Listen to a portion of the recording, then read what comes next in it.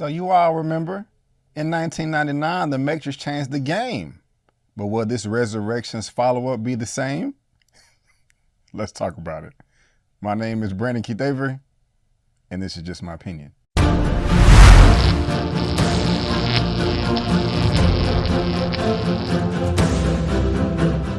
Hey, what's going on, everyone, and welcome back to another episode of Just My Opinion for my movie review for The Matrix Resurrections. And if this is your first time finding me and you happen to like the video, please give me that thumbs up and consider subscribing. All right, guys, so we are back in The Matrix that went down back in 1999. I remember I was a freshman in high school and we was talking about this movie every day in pottery class in anticipation for its release. I will go ahead and say, like, I love the first film. I think pretty much everybody loved the first film. I even like the second ones, Reloaded and Revolutions. Not too many people like that one. I like Reloaded more. No, neither one of them are as good as the original.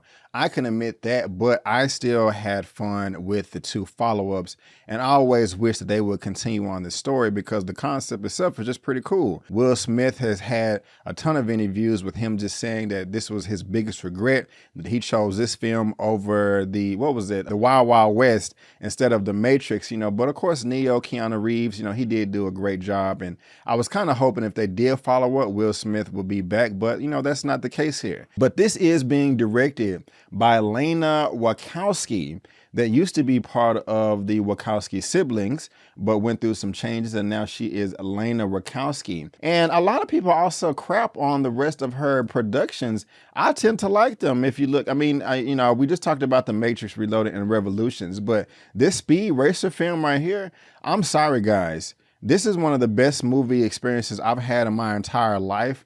I remember when I saw this movie in theaters by myself, I was a little bit elevated, to be honest with you.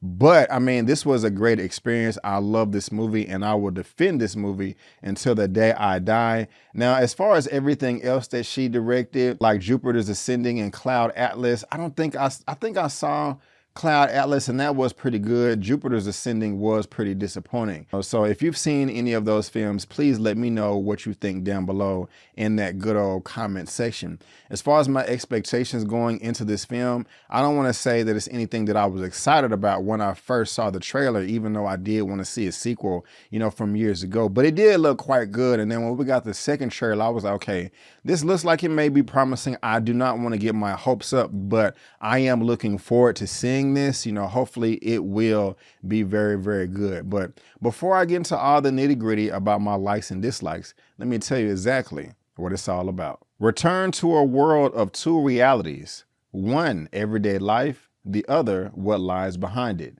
To find out if his reality is a construct, to truly know himself, Mr. Anderson will have to choose to follow the White Rabbit once more. And that's one of the first things that I really like about this film. It says that Neo will have to follow the White Rabbit once more. We remember that from the first film at the very beginning when we're getting introduced to everything. And what I like about it is so much from the previous film or films does continue on in this fourth part of the Matrix series. And this is the fourth part. This is a sequel.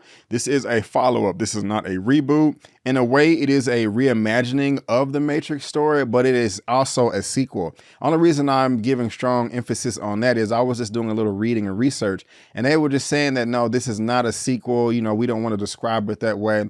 I disagree wholeheartedly. I don't know why they're trying to be extra and special and unique and stuff, with the marketing. Just say it's a sequel because it is a sequel, but at the same time, it does stand out on its own, being completely different while simultaneously giving you a lot for what came before. And that is the first thing that I noticed, that you will notice too, and I really did appreciate it. Another great thing, just for continuity wise, is we have a lot of the characters returning to this film. Of course, we have Keanu Reeves and Carrie-Anne Moss as Neo and Trinity, but we also have characters like Agent Smith and Morpheus and the White Rabbit and a bunch of other characters too that I don't want to spoil for you here because they do kind of pop up as a surprise. Other than like Jada Pinkett, that is in the marketing, that is like all over IMDb, and she's back as well. But what's interesting is the Matrix is a crazy concept in itself. Some of the characters that do return are the real life actors or actresses that fulfill the roles back in the 90s and early 2000s, while other characters, it is a completely new performer.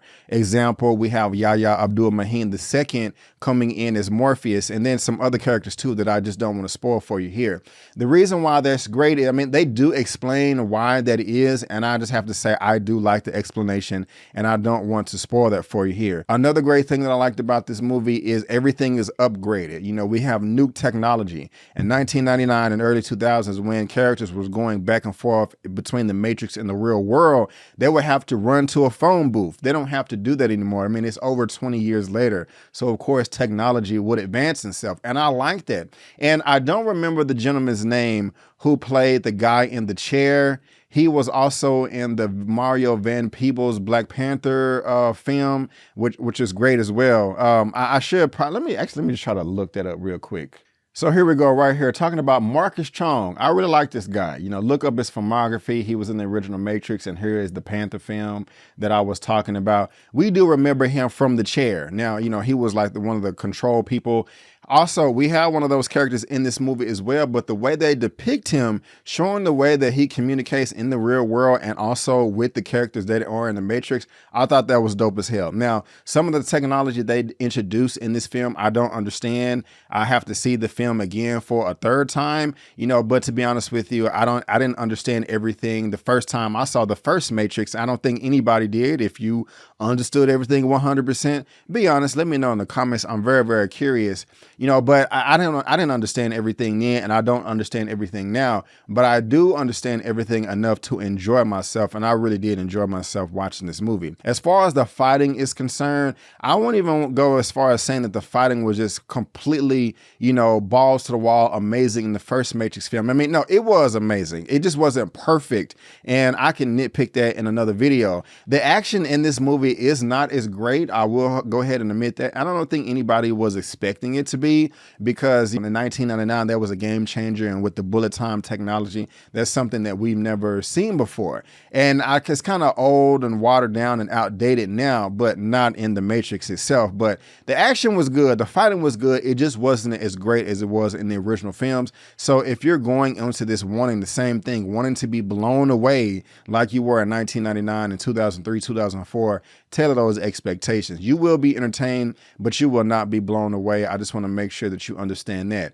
Something else that I really did find intriguing about this movie that I did like, but is going to possibly turn other people off, is this film is very self-aware and super, super meta. And what I mean by that, it kind of breaks the fourth wall, not by addressing the audience like this is Deadpool out of the MCU, but just talking. I mean, the film makes fun of itself, like, oh, a Matrix trilogy, and we have to, you know, I don't want to say anymore to spoil it or anything, but it's very self-aware. I didn't mind it, but I just know that that type of commentary and dialogue will turn other people off. And I mean, as far as your enjoyment, the reactions, the reviews are out by now. It's a flip of the coin. Some people love this, some people hated this movie. Of course, I'll give my opinion for it, you know, at the very end, but you know, so far there are more pros than cons. There's also a ton of dialogue. This movie is dialogue heavy. Some directors, creators, they can pull that off, aka Quentin Tarantino. He's the king of dialogue in movies, in my humble opinion. I'm not saying that the dialogue is as good as that in here, but you know, I was interested. There was a lot of talking. I was watching, like, okay, what are they saying? Trying to piece the puzzles together, and I was into it. Be honest with you, at the time of this recording, I have seen this movie twice. The first time I saw it, I did fall asleep into the movie. You know, I woke up and it was like, you know, the Matrix Resurrections, directed by Lena Wachowski. I'm like, damn, I done missed everything. You know, when I was watching earlier, this character was a good guy. I wake up and they was now they're a bad guy. What the hell is going on? And luckily, there was another opportunity for me to see it again. I did doze off a couple of times for a couple of seconds here and there, not because the movie was boring, I was just tired. But the only reason I bring it up is I was dozing off but still able to follow the story to a degree. And so that just may be a testament of how much you need to pay attention or not when you're watching this movie. I also like the mission that they had to go on to accomplish their goal, and just the rules of the Matrix, some that we know from the past and some that are introduced to us about how you can jack back into the system, do this, all types of coding. It really is interesting. It kind of makes you want to go on a ton of Google searches after you see this movie just to kind of educate yourself a bit more here and there. And I also just like the message that this film has behind it, you know, at its core, and that is the idea of free will. Do we really have free will, or is everything written and, you know, we're just destined to carry it out? You know, also, do us as human beings, do we really want free will? Do we really want the ability to be free and do whatever we want, or do we really want to be controlled subconsciously? And this film raises that question and gives an answer to whether you agree or disagree. I mean, that's entirely up to you. But me personally, I do agree that, you know, a good amount of people out there do want free will, like free will. But and a lot of people won't admit it, but there's a lot of people out there, they say they want free will, but I don't really think they do. I don't really think they just want to be controlled. They just want to be told what to do because it's less work.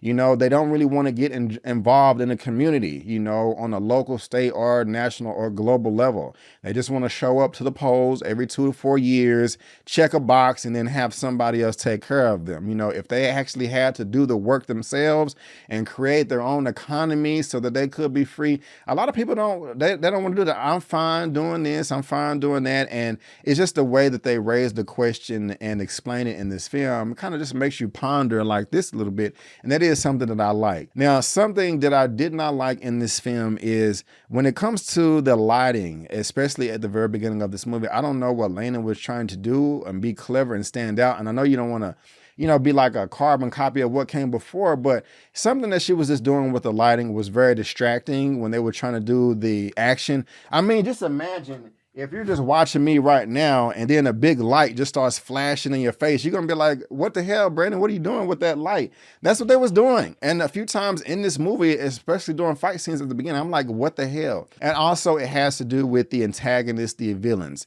Hugo Weaving as Agent Smith will always be remembered as one of the top villains of all time. I'm not going to say but I mean, I say maybe top 10, top 15. I mean, he gave a stellar performance in 1999 and in the following sequels. There is nobody remotely close in this film that came close to him, you know, doing the same thing, the same level of energy, the same level of passion. You know, it's just not the same. They had Agent Smith in here played by somebody else, but it just wasn't the same. Maybe that was on purpose, but I just missed that energy because it was nowhere to be found in this movie. And also, I kind of think that with the fighting, they overused the sound effects a little bit, you know, like they just tried to oversell it with the whoosh, whoosh, bah, bah. I was just, okay, you know, calm that down. You know, like the sound effects are not matching the intensity that's on screen. Even though I'm enjoying it, I'm not enjoying it as much as I really want to. But guys, those are my opinions. Those are my thoughts. And I will give my rating for this film at the very end. But before I do, I want to ask you a question. What is your favorite Matrix film out of all of them today? Out of the first one, Reloaded, Revolutions, and also Resurrections? And also, I mean, do you really want free will? And what I said earlier, does that make sense? Let me know down in the comment section below. I'm going to read it all, and I'm really curious to know all of your thoughts. But guys, if I had to rate The Matrix Resurrections out of a 1 out of 10, I'm going to go ahead and give it a solid 7 out of 10. Yes, a 7 out of 10. It is something that I do want to see again. But guys, again, that is just my opinion. And I want to thank you so much for tuning in. And before you go, don't forget that my name is Brandon Keith Avery, and that's just my opinion. Peace.